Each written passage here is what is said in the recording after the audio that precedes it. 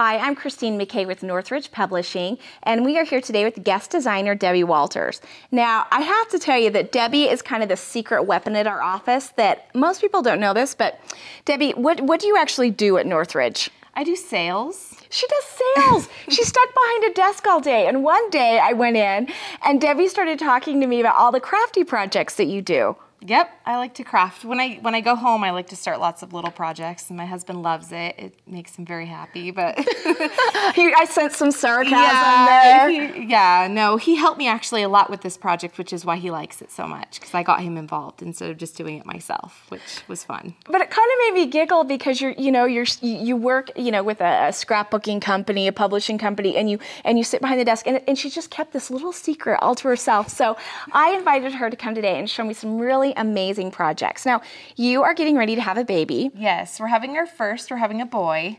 And I just was kind of bewildered by all the boy decorations that were out there. I'm really not a big fan of most the things that I was seeing in the stores. I didn't want frogs all over the bedroom. It's fine if you have them, but I just didn't want that to be the theme for You our weren't really boys' into room. like fuzzy teddy bears and footballs? No, and we're not big sports fans in our house, so we didn't really think that was genuine of us. So, well, one of the things that I love about this project, and I'll have you kind of walk us through it, is that you used the Cricut machine. Yes. And it goes right along with this month's issue of the Cricut magazine that we have, and talking about home decor. Right. And there's so many cool things that you can use with an electronic cutting machine to make for your home. So kind of walk me through and tell me like where you got your inspiration for these and how you made them. Okay. I found the idea in the Restoration Hardware catalog.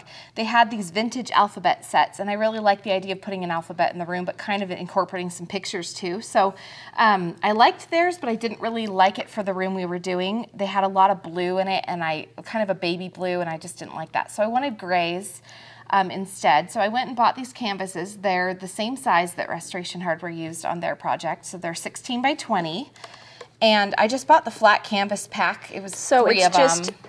So just a kind you buy like at the art department at at the and then I just store. super glued on these backs. Oh, I love it. Okay. It will stay on the wall. And I thought if it's going to fall on my baby's head that it would be a little smaller and less intrusive because of where we were putting it. So yes, they're very lightweight. Yeah, they're really easy to do. So I found some of these images. That was part of the challenge. I found the zebra, and there's an octopus somewhere right there.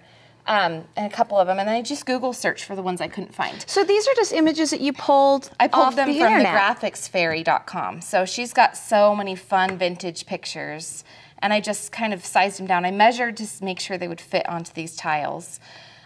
First I had to figure out how big the tiles were going to be. So I figured I'd take a 1/2 inch off the edge for a border, and I cut these papers out with my gypsy because I wanted them to be perfect. I didn't want to cut them by hand and have some of them crooked or anything like that. So I set my gypsy to 5 by 6.33, and that's the measurement So basically I came you up just with. took off, you took off a 1/2 inch, so a quarter and a quarter, so a 1/2 inch, and then just divided it by 3. Yeah, I took off 1 whole inch total, so there'd be a 1/2 inch on each side. Okay. And then, so I just divided the, 15 by 3 and came up with 5, and then I divided the 20, So it's the not, 19.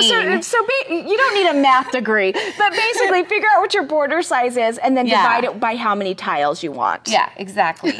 And so I picked out a bunch of papers that I thought went well together that were kind of different but fell within the same kind of theme that I wanted, which was kind of a vintage look.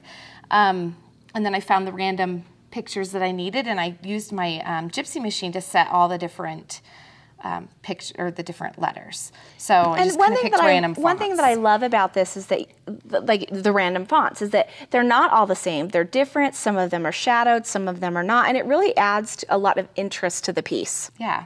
We just tried to figure that out.